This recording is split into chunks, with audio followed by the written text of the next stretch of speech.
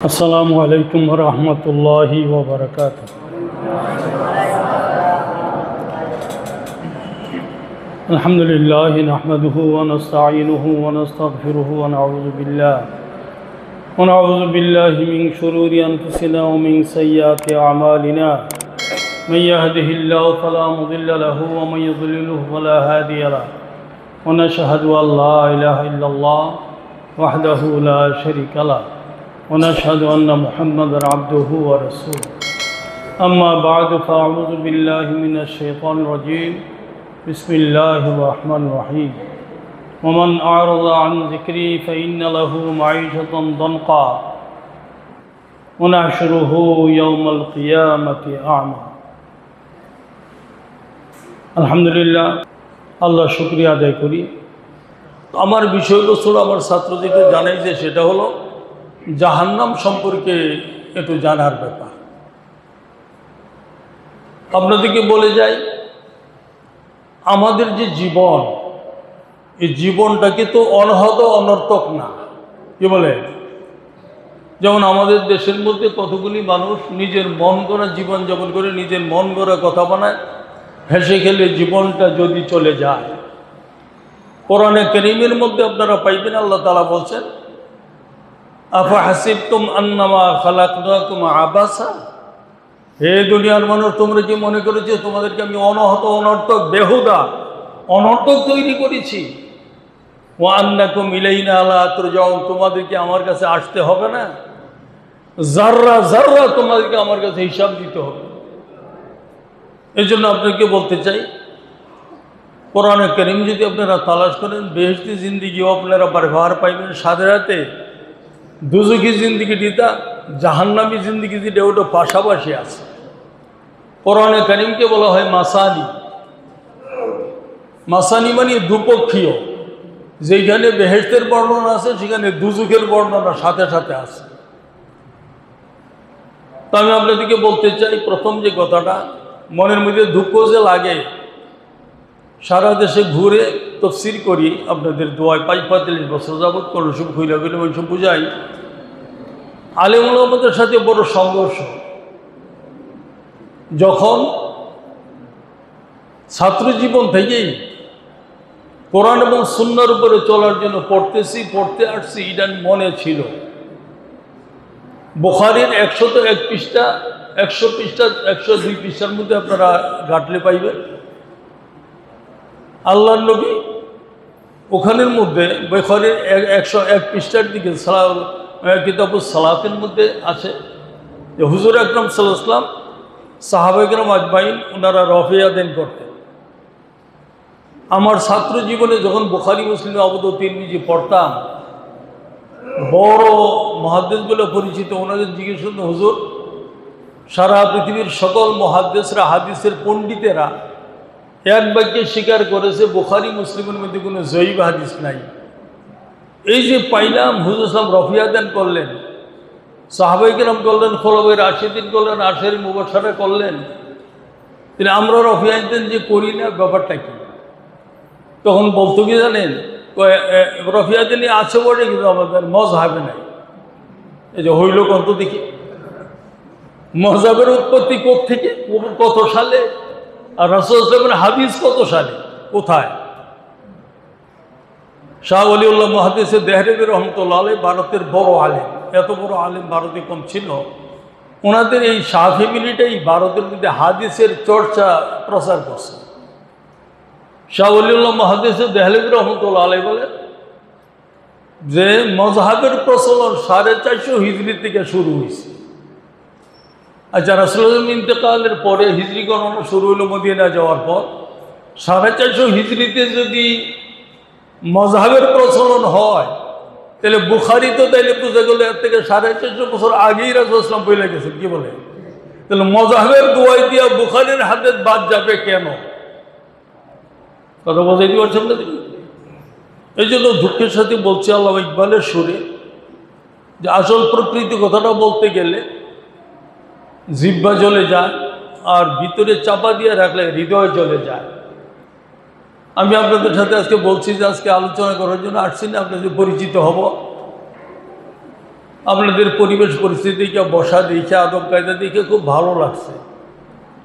আচ্ছা বলেন তো দেখি, এই দেশের মানুষ সহিকতা পাবে কোথায়? কোথায় পাবে? যদি বুখারী মুসলিমে হাদিস পেলাম, তিরমিজিতে হাদিস পেলাম, সহি হিসেবে ঘোষণা পাইলাম, এরপর যদি বলে যে মজহাবে নাই, এটা কেমন কথাটা হইল? কি বলছে? আমার বাস্তব অভিজ্ঞতা থেকে বলছি, জান্নাত যদি পেতে চান, একমাত্র একটা মাত্র সূত্র, একটা মাত্র কথা, সেটা হইল তৌহিদের আকীদা ঠিক করে মরতে হবে, তাহলে বেহেশত।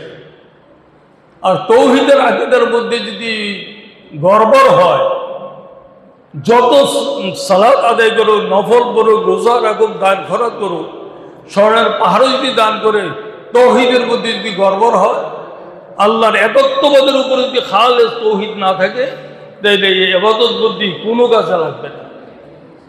বুখারীতে একটা হাদিস আছে, হযরত উসমান রাদিয়াল্লাহু তাআলা হাদিসটা বর্ণনা করেন, মান মাতা ওয়ালাম ইউশরিক বিল্লাহ দাখালাল জান্নাহ। যে ব্যক্তি শিরিক করলো না, তৌহিদের উপরে বলল, আল্লাহ রাসূল বলে এই লোকটা বেহেশতে যাবে। ইবাদত করতে করতে কপালের মধ্যে কালো দাগ করে ফেলছে সজদা দিতে, অথচ শিরিক করে, এই লোকের সজদা, নামাজ, কালাম, তাসবিহ, তাহলিল, জিকির, ফিকির, তিলাওয়াত কোনো কাজে লাগবে না। আমার ছাত্র জীবন থেকেই আমার একটা ধারণা ছিল যে কোরআনে হাদিসে যা আছে সেটার উপরে আমল হবে, এর বাহিরে হবে কেন, মন গড়া হবে কেন, যুক্তিতে হবে কেন, বুদ্ধিতে হবে কেন। এরপরে আস্তে আস্তে বছর পড়তে পড়তে আজ থেকে 25 বছর বা 26 বছর আগে থেকে ওই আপনার আমাদের এখন যে এই দেশে আহলে হাদিস বলা হয়, সালাফি বলা হয়, এই দিকে চলে আসলাম। আমার আল্লাহর রহমতে হাজার হাজার ছাত্র, মিল্লাতে বুখারী পড়াই সময় দেখা যায় যে 200-250 ছাত্র। তো এরা গিয়ে আবার পড়ে না, এরাও তো আবার ছাত্র হয়। সে হ্যাঁ না, শিক্ষক হইলে আমি তো উস্তাদ হয়ে যাই। এই হিসেবে সারা বাংলাদেশে যেখানে যাই আমার ছাত্র পাই। তো বলতে চাই এই জন্য যে বড় বড় আলেমদের মধ্যেও কোরআন হাদিসের বাহিরের কথাবার্তা আছে, আকীদা আছে, আমল আছে। আমাকে অনেকে জিজ্ঞেস করে যে আপনি আহলে হাদিসে গেলেন কেন, এই সর্বনাশটা করলেন কেন? আমার এক ছাত্র আমার আফসোস করে বলতেছে মোবাইলে, হুজুর আপনার নাকি আহলে হাদিসে চলে গেছেন। আমি বলি করলেন কি? আমি বলি কি করলাম? তো আহলে হাদিস আপনি মজাব ছাইরা দিয়ে গেলেন, এটা সিরাতে মুস্তাকিম হইল? আমি বললাম যে তুমি যদি কিতাব নিয়ে আসো, একদিন আসো, কিতাব নিয়ে বসি, তুমি 2 লাইন করে আমার শোনাইবা, আমি তোমার কথা মতো কাজ করব। এরপরে কিছু কথা বলে না। এই দেশের আলেমরা, আফসোস লাগে, তৌহিদের উপরে আলোচনা এই দেশে কম। কি বলেন আপনারা? আমার জানা মতো তৌহিদের উপরে আলোচনা কম, শুধু ফজিলতের উপরে আলোচনা, শুধু ফজিলতের উপরে আলোচনা। ফজিলত জানতে অনেক কিছু জানছে, কিন্তু পীরের কবরের মধ্যে সজদা দেয়। কথা বুঝতে পারছেন না? গত পরশুদিন এক বড় ভদ্রলোক, এক অফিসের সুপারিনটেন্ডেন্ট ছিলেন, ওনার সাথে কথা প্রসঙ্গে কথা হইল অনেক লম্বা চড়ার সময়। উনি বলতেছেন, ওই কথাগুলো বললাম যে আপনি তো চিশতিয়া তরিকার লোক, আর চিশতিয়া তরিকার লোকেরা তো পীর মানে আমাদের কুমিল্লার মুরাদনগর থানার এক চিশতিয়া তরিকার পীর মল্ল, ওনার কবরের মধ্যে যাইয়া লোকজন আসরের সাথের পরে দল বাইন্দা গিয়া সজদাতে। তো আপনি কাদিয়া তরিকা করেন আর ওই পীরের কাছে মুরিদ হা। আমি বলি এই সজদা যদি দেন তো সমস্ত তসবিহ তাহলে জিকির আমার সাথে সালাত আদায় করলো, খুব সুন্দর মতো আদায় করছে। সালাতের পরে অনেকক্ষণ তসবিহ করছে খুব মনোযোগের সাথে। পরে আমি বললাম যে কবরের পাশে পীরের কবরে যে সজদা দেন কি মনে করে দেন? হুজুরিটা ওই আল্লাহর যে সজদা দেয় সেই সজদা না। বলে এটা কোন সজদা? ওইটা হইল সজদা এ তাজিমি। কথা বুঝতে পারছেন? সম্মান সূচক সজদা, ইবাদতের সজদা বলে না। আর সারা পৃথিবীর সকল আলেমরা একমত হয়েছে রাসূল ইসলাম দুনিয়াতে আগমনের পরে সমস্ত সজদা রহিত হয়ে গেছে, একমাত্র সজদা খাস হলো আল্লাহ পাক রব্বুল আলামিনের জন্য। আমার অনেকে জিজ্ঞেস করে আহলে হাদিসে গেলেন কেন, সালাফি পন্থা অবলম্বন করলেন কেন? বললাম যে দেখো, আমাদের দেশের মধ্যে সব লোকদেরকে আমি স্টাডি করছি, মিশি মানুষের সাথে, শিরিক কুফর বেদাত সব বেটার পিছনে আছে। এই দেশের মানুষ দুইটা দল আছে, এর মধ্যে কি নাই? শিরিক বিদাত কুফরি নাই। জিজ্ঞাসা করলে যে কারা? এক নম্বরে কাল কিয়ামতের দিন হাসরের ময়দানে আল্লাহর বেহেশতে যদি যায় তাহলে সালাফিরা যাবে ইনশাআল্লাহ। এই বুজুর্গলা বলি কেন, হাদিসের মধ্যে বারে বারে পাইবেন যারা নাকি মনে মনে তৌহিদ আছে, শিরকি বিদআতি আকীদা নাই, কুফরি আকীদা নাই, তৌহিদি আকীদা নিয়ে আকীদাটা নিয়ে যদি মরে, বুখারীর হাদিস যে সে বেহেশতে যাবে। আমি সারা দেশে খুঁজা যতটুকু পাইছি আহলে হাদিস বা সালাফিদের মধ্যে শিরিক বেদাত কুফরি নাই। তো যা হোক, মসজিদে সালাত আদায় করলাম, তো সালাত ফিরে নিই, ইমাম সাহেব মুক্তাদির আমরা ফিরাইলাম। তো মুসল্লিরা বলতে সেটিকে গ্রামগঞ্জের কথা, কিন্তু গ্রামগঞ্জ। তো মুসল্লিরা বলতেছে আস্তাগফিরুল্লাহ আস্তাগফিরুল্লাহ আস্তাগফিরুল্লাহ। আমি যে কথা বলতেছি আপনারা বুঝেন তো? আস্তাগফিরুল্লাহ যে 3 বার বলছে, যে বড় হুজুর আসছেন কওমি মাদ্রাসার বুখারী মুসলিমের কি বড় হুজুর, আল্লাহু আকবার, উনি কয় কি, হেই মিয়ারা আদাম করছো নাকি, আস্তাগফিরুল্লাহ পড়ো কেন? যে হইল ভাইও, বিষ যে আছে না পয়জন, মন্ত্রী খাইলেও ধরবে, প্রেসিডেন্ট খাইলেও। শিরিক ও কুফরির কথা যদি শিরিক ও কুফরির কথা যদি বুখারী পড়ানেওয়ালা কয়, তাইলে শিরকি কুফরিও ধরবে না? যেখানে মুসলিম শরীফের মধ্যে সহিহ হাদিস যে রাসূলুল্লাহ সাল্লাল্লাহু আলাইহি ওয়াসাল্লাম সালাতের সালাম ফিরানোর পরে আল্লাহু আকবার বলতেন, বুখারীতে আছে না? আর মুসলিমে আছে 3 বার আস্তাগফিরুল্লাহ আস্তাগফিরুল্লাহ। আস্তাগফিরুল্লাহ আমাদের দেশে প্রচলন বেশি, আল্লাহু আকবারটা আমরা পড়ি, অনেকে এটা পড়ে না। এই লোকে বলতেছে আস্তাগফিরুল্লাহ পড়ো কেন, এই মাত্র নামাজ পড়লা, আকাম করছো নাকি? আস্তাগফিরুল্লাহ পড়ো। আচ্ছা বলেন তো দেখি, যেখানে সহিহ হাদিসের মধ্যে আছে আল্লাহ রাসূল আদায় করতেন, এটা যদি পড়লে আকাবের কথা কয়, এই লোকের ঈমান থাকবে না? আপনাদেরকে বলছি না আমি যে বিষ খাইলে প্রেসিডেন্টও ধরবে বিষ, এমন না যে উনি প্রেসিডেন্ট বিষে ধরে না। কুফরি কথা বললে যত বড় মুহাদ্দিসই হোক ধরবে, শিরকি কথা বললে যত বড় মুহাদ্দিস হোক ধরবে। এর জন্য আপনাদেরকে আমি অনুরোধ করে যাই, কোন দিকে যাব দিশেহারা হইয়া পড়তে পড়তে ঘাটতে আপনাদের সাথে আসছি।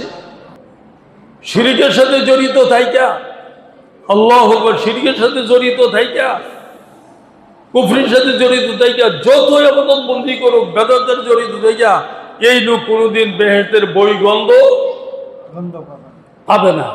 হ্যাঁ, আমলের মধ্যে ত্রুটি বিচ্ছিন্ন থাকতে পারে, শিরিক যদি না করে, কুফর যদি না করে, বেদাত যদি না করে, আমলের মধ্যে ত্রুটি বিচ্ছিন্ন থাকতে পারে। আল্লাহ পাক রব্বুল আলামিন আমাদেরকে মাফ করে দিবেন, রাসূল সাল্লাল্লাহু আলাইহি ওয়াসাল্লাম আমাদেরকে সুপারিশ করবেন ইনশাআল্লাহ।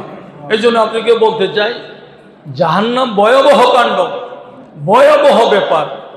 এই জন্য আপনারা হাদিসের মধ্যে পাইবেন, স্টাডি করেন। আল্লাহ রাসূল বলেন, হ্যাঁ,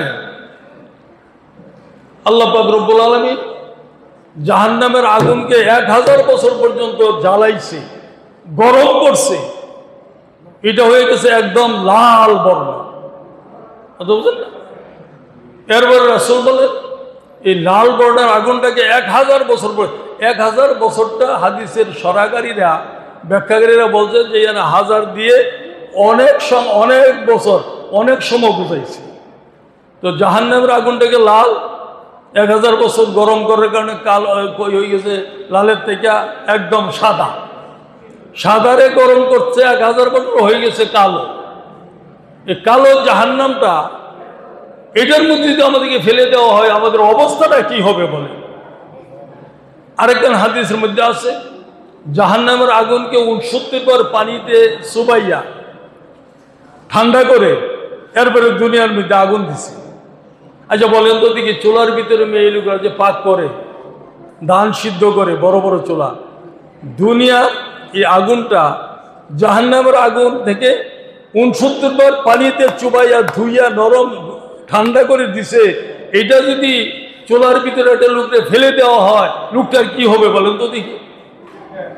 এই যদি হয় দুনিয়ার আগুনের অবস্থা, পরকালে জাহান্নামের আগুনের অবস্থা যে কালো হয়ে দিছে, হ্যাঁ, সাউদা মুসলিমা, একদম অন্ধকারের মতো কালো হয়ে দিছে, এটা কত তেজ হবে, কত পাওয়ার হবে। এই জন্য আল্লাহর রাস্তে আমি উৎফুল্লভাবে আনন্দিতভাবে আপনাদের দোয়া করে যাই। আমরা আল্লাহর দরবারে শুকরিয়া আদায় করা উচিত। আল্লাহ যে আমাদেরকে প্রকৃত তৌহিদপন্থীদের মধ্যে আল্লাহ আমাদেরকে সামিল করছে।